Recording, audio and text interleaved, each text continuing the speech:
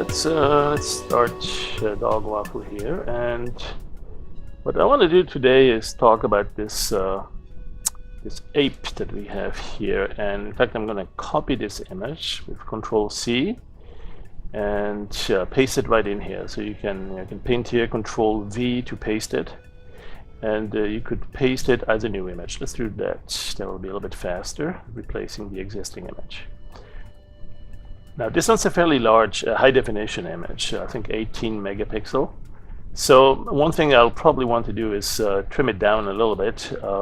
The goal of this tutorial is really to show how to isolate the monkey here, the ape, how to isolate the gorilla from the background, to turn the background transparent, and then take this out as an asset that you can slap onto a billboard polygon in your 3D program and have him appear there.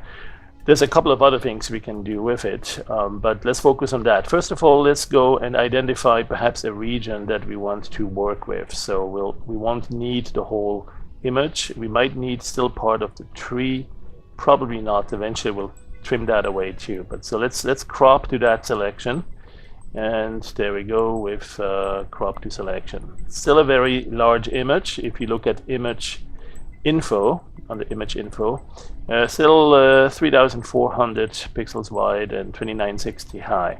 So maybe we don't need that many. Let's go reduce it. Let's go resample it a little bit. Resample it. Let's make it half the size. Yeah, still 1700 pixels. Let's also sharpen it a little bit. A couple of other filters we might want to use. Adjust color somewhat for better contrast. I like this one here, the soft contrast improvement. That also can help a little bit here with the brightness, the contrast. Yeah, something like so. Perhaps there is a photographic sharpen that we could use also. Actually, that's under the sharpen category right here, digital photo enhance. I would encourage you to try that. That will make it nice and crispy. All right. So now the challenge here is to make a selection, right? I mean, if we do a selection like so for the head, let's say we want to select the head, we could go with the alpha ellipse and something like this, and that's fine, but it's going to be a very crisp selection. And especially if we want to actually grab the head, it still is going to have a problem in that there are some parts where the hair is going across the limit and some parts where it's not. See, for instance, here, how do we make sure we select all these strands of hair? That's an interesting one, interesting challenge to do a proper selection on, because there's also parts with holes where the green of the background is still showing, and then there's some parts that are very softly selected. You know, the hair is so thin that it turned into sort of a semi-transparent couple of pixels that are blending the color of the hair with the color of the background. And so we need to find a way to select that. And so what I'd like to do is show a couple of techniques. First of all, we might need to use a different way than the marching ants to show what's going on, what we have selected.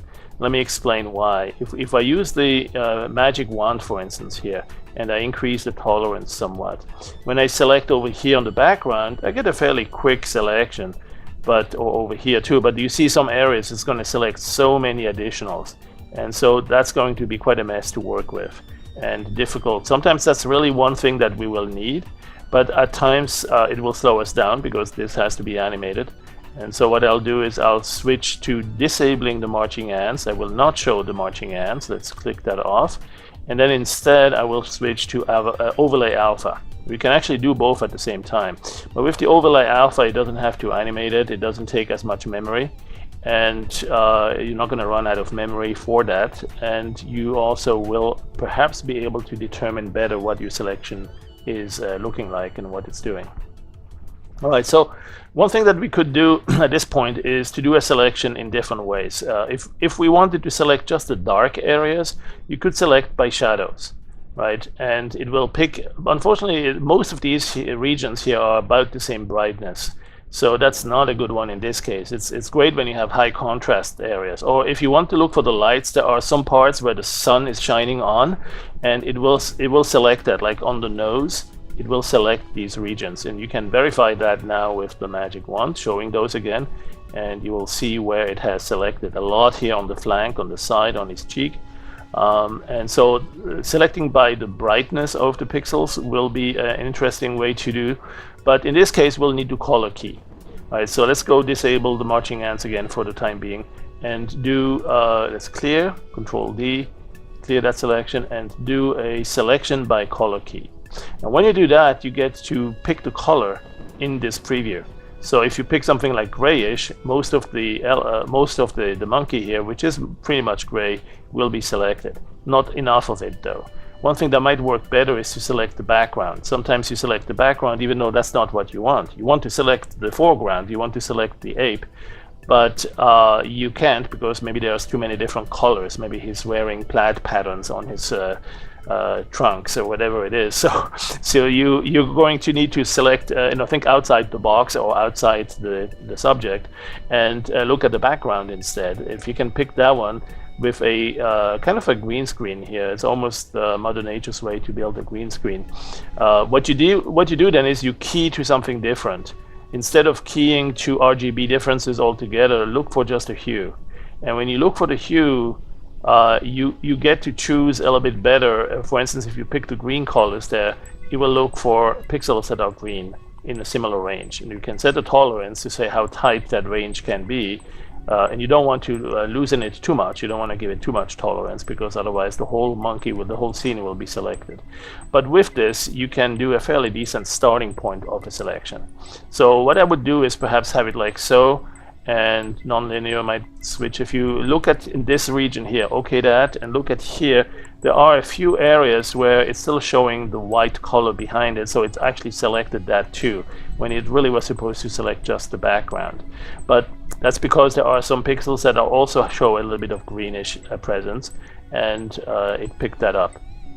And so what we need to do is, after this initial selection, perhaps store that under the selection menu, store alpha, so we have a safe copy to start with. You could actually do some patch up here. You could touch this up, you could paint right into it, and there are some other things you can do with that. So when you see the paint selection tool here at the bottom, or yep, there it is.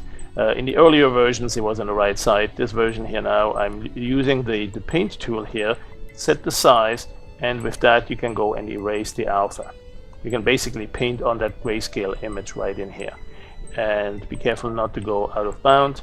You're not changing the color of the pixels, you're just changing how much these pixels are selected. That's the selection mask here, the selection amount per pixel. Every pixel has its own. And so what you could do is start doing that. Now there's going to be some fine work that you can't do here, because you can only make this window so big. At some point you're going to need to zoom in more. But once you have this already as a starting point, let's do a few more here on this side. If that's a good starting point, what you could do is replace the alpha that's currently down here, right? So this stored alpha you can replace into the current alpha channel. And let's move this one to the side. So now we have already a cleaner selection here on the background. And let's see what else. We want to paint on alpha here. We don't want to paint on the colors, we want to paint on the alpha channel. So you have a couple of different ways to do that. You can right click on the natural media brush tool here, or select this one here and find paint on alpha. Could be a hard selection, predefined size 50. So when you paint on that, it actually paints into the alpha. Right click will remove the selection, left click will add to the selection. So that's an interesting way to add also, and to clean up the alpha mask so that you don't see that partly selected mist that's still there. Now maybe if you're working, oops, I went a little bit too far here. Let's just go clean that up over here with the right button. There you go. So go careful, don't do too many at a time, because if you slip there you might need to undo and redo it, or you can patch it up in some cases. So let's see what else. Sometimes instead of using just this one brush, if you have your own or you want a different size, something like the airbrush 50 or 75, what's nice is that you can use those, but by default they paint into the regular color channel, right? That's not what we want in this case. We want to paint into the alpha channel. Well, simply go to selection and say paint on alpha, right? With whatever brush you're using. So it's now showing you the grayscale of this selection. and you can go and use the right button here to erase and zoom in and do some very nice painted corrections on the alpha channel. Do all that with the soft brush or use some of the hard brushes. It's really nice to be able to use whatever brush you want to use. And essentially what it's doing is it's in this mode. If you look at the brush settings, you can open from here in the context bar. In the brush settings, there's a third tab called the FX tab with the special effects, and you could go and set the mode to alpha, and that's the same thing. It's going to paint on the alpha channel that way. But it's a little bit different in this mode here. This one here was a global setting to say, well, whatever I'm painting, I really want to send that over to the alpha channel, and so that's what I'm doing here when I'm selecting under the selection menu. Go to paint on alpha, and so now it's essentially loaded a grayscale image that I can see here. I don't need to have this here. Let's go turn that off, paint normally. Hold on, I messed it up here, so let's go and yeah. So now I have that. Okay, so now I can go and clean that up and use other types of brushes. Maybe the large hard brush, let's say something like this. Yep, that one here will do a clean, very fast cleanup. 100% selected. All right. And again, remember that we want to ultimately flip or invert the selection, but this one here is going to be, oops, that's the wrong way. Let's undo and undo again. There you go. That will be a convenient way to do the selection on the outside and then just turn it inside out or outside in. Be sophisticated on that. So that's one way to use several tools for the selection to be a little bit cleaner. Of course, you could also now do some contrast enhancements here. You could say, well, if it's grayish, then maybe we need to simply turn that to white, and if it's blackish, dark gray, then we turn that to black. So you can do that with the filter. Right, you could actually turn this selection. Let's store this image quickly here. Store this image and get out of this paint mode and clear the alpha channel that we currently have. Actually, let's we have a copy of that. So let's clear the alpha. And now what I'll do is I'll click on this. So we put this grayscale image that we have stored, and we use that to do even faster elimination of these light gray areas here. We should be able to turn white. And so let's use the filter and adjust the value, for instance. And let's see if we increase. There you go. If we increase the value, the light gray will turn white pretty quickly. You can increase the brightness even more. You can increase or decrease the gamma or increase it. You can increase the contrast. But be aware that when you do that, some of your strands of hair may disappear as well, so it might not be as perfect as it seems when you zoom out. Other things though you can see with that is, are there any areas that turned into holes that we still need to patch up? So for those I would go back to painting on alpha, right? So let's say we go here with this one, with the hard tool and left button in this case. If you get it wrong, try the other one, and there you go. So that's not it. Let's use the left button. Oh, I'm painting on alpha. That's not what I want in this case. I know that this will ultimately represent the alpha channel, but it's a grayscale image as just a regular RGB grayscale image. So I don't actually want to paint on alpha with this. I'll just use the regular brush now. There are some small or large, and paint with that and eliminate the darkness that I have here, the white spots, eliminate those, so that I end up getting the monkey and nothing but the monkey selected, and no bullet holes or no other pixel holes or nothing else here. Alright, so let's get this clean. And then there are some areas where we want to leave it in, because that's where we are past the skull and we have a couple of strands of hair, bushy hair, that we want to keep. Let's go like so. So we have a nice monkey head, and we can clean out this part too. There you go. And so you see how you can work with a combination of tools. You can either paint directly on alpha while you still see the colored image behind it, or you can actually take the alpha selection mask that you've already established and finish it up in color space, basically turning it into a grayscale. and perhaps work on the contrast to with the filters to make it even more cut and clean. Oops, that's the white one. Let's make it background white.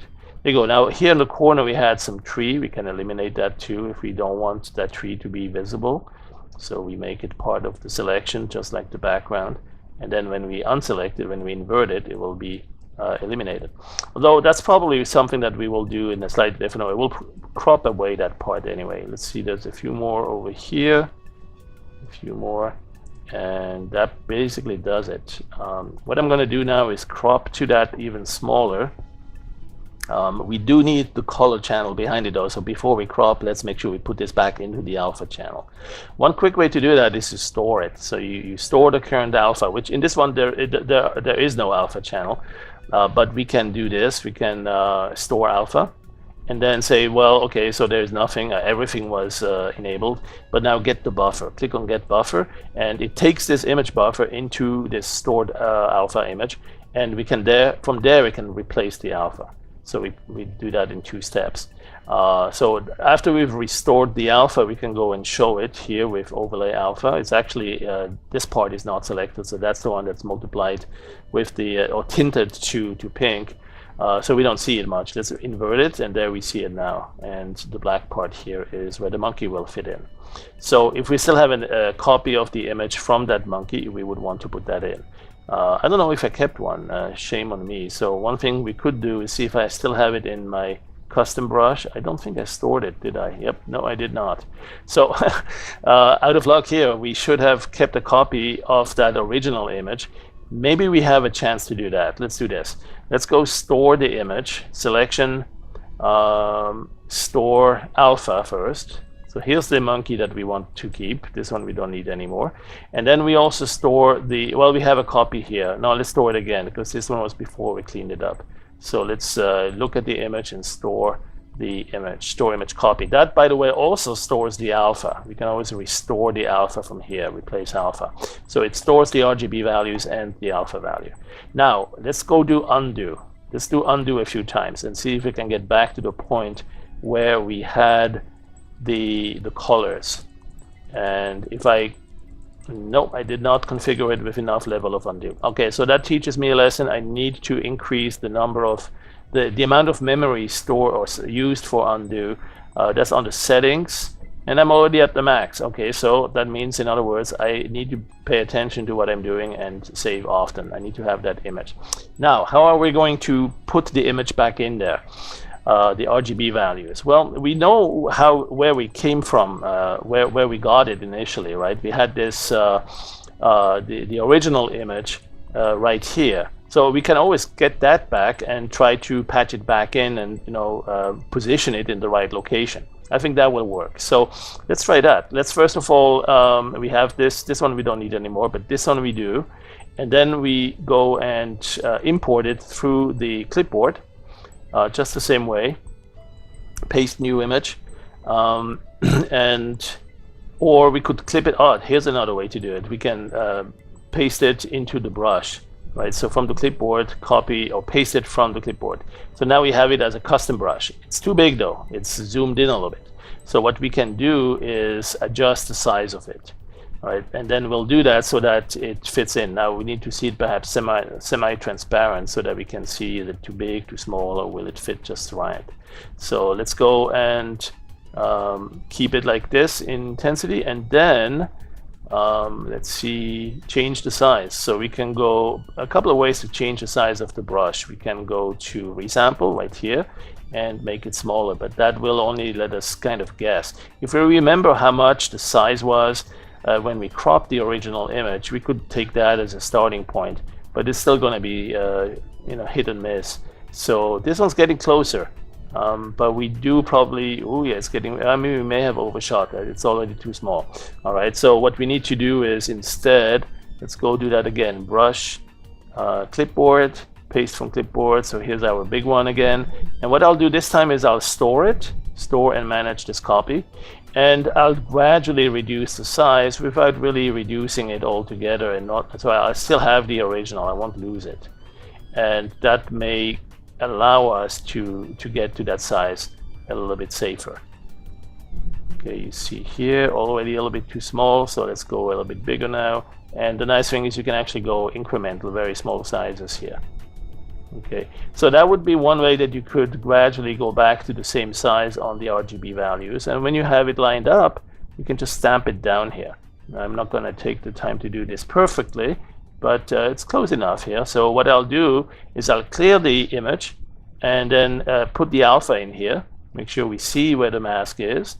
Use the alpha, replace alpha, there it is. And then I can stamp my monkey right on top of it here. Right, same location, same mask.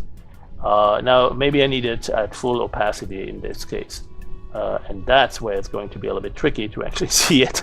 So, you know, that may be one technique that works for some cases, but not exactly in this one because we are now stamping it on top. So we have the other technique, which is to actually load the image. Maybe we just stamp it a few times. But you have another technique too, which is to stamp it down, load the image back, not into the brush, but into a separate image, load it in as a layer, move it around until it's lined up, and then merge the two together. So that would be another technique. Maybe you can show that in another tutorial. All right, and so once we have done that, once we have reconstructed the mask and the original colors, and we are ready to take that into a single asset, what you could do is pick it up as a custom brush. And you could say, okay, I really only want this area from about here down to that, and or maybe with the shoulders, whatever it is you need. In fact, let's do that with the shoulders. Let's zoom in a little bit and say you pick the custom brush tool here and get the shoulders in there too. All right, oh, that was a little bit too close. Let's do it one more time. The head, I think I cut off a little bit. There you go. So now I have this as a custom brush, fully opaque on the inside where the monkey is and fully transparent on the outside. That's an asset I can export from the brush. First of all, I want to store it, and indeed we can see the plaid pattern behind, and then we can also store it and save it to a file so that you can then import that file into whatever you want. I mean, you can use that in some other imaging program, photo editing program. You can later put it back in here, use it as a brush that you can stamp down anywhere you want. Or you can put it into a 3D program and put the monkey right into that as it is plastered on a billboard polygon. And that completes this little demo, and thanks for watching.